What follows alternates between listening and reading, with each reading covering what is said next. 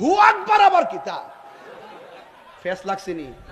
কেউ কি হু আকবার কয় না আল্লাহু আকবার কয়? তো আমরা তো সামি আল্লাহু লিমান হামিদা, সামি আল্লাহু লিমান হামিদা, এটা একসাথে মিলায়ে পড়ি, সৌন্দর্য হয়। এবং তাসবিহও তো বুঝতে হবে। আপনি হুলিমান হামিদা আবার কিতা? এটা কোনো কথা হইল? এটা কথা হইল? তাহলে আমি যদি কই আল্লাহু আকবার, হু আকবার আবার কিতা ফেস লাগছেনি? কেউ কি হু আকবার কয় না আল্লাহু আকবার কয়? তো আমরা তো সামি আল্লাহু লিমান হামিদা, সামি আল্লাহু লিমান হামিদা, এটা একসাথে মিলায়ে পড়ি, সৌন্দর্য হয়। এবং তাসবিহও তো বুঝতে হবে। আপনি ওয়া তাকুনুল জিবালু কাল ইহনিল মানফুস, জমিন থেকে পাহাড়গুলা তুলার মতো উড়ে যাবে। ইয়াউমা ইয়াকুনুন নাসু কাল ফারাশিল মাবসুস, আর যখন জমিন কাঁপতে শুরু করবে, মানুষগুলা কীটপতঙ্গের মতন উইরা উইরা চলে যাবে। বাড্ডার মানুষ ধরেন চলে যাবে আমেরিকা, আমেরিকার মানুষ ধরেন না চলে আসবে বাংলাদেশে।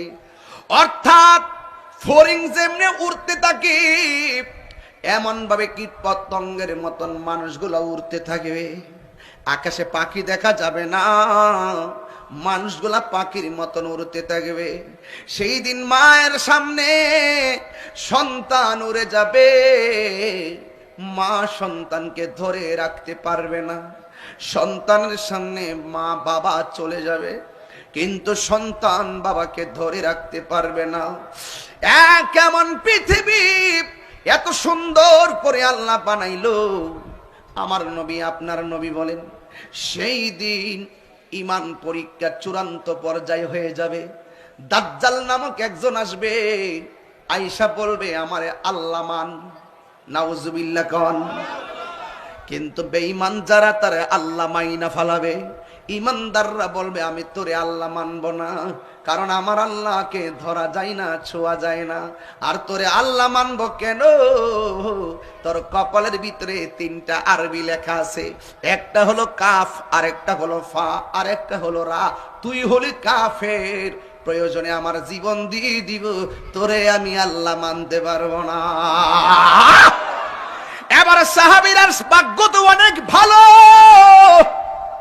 সাহাবীরার ভাগ্য অনেক ভালো। ডাইরেক্ট নবীর প্রশ্ন করত, নবী গো, ও আমার নবী, দাজ্জাল যদি আমরারে কাইট্টা ফালায়, দাজ্জাল যদি আমাদেরকে আগুনে ফালিয়ে দেয়, আমরা তো অনেক কষ্ট হবে।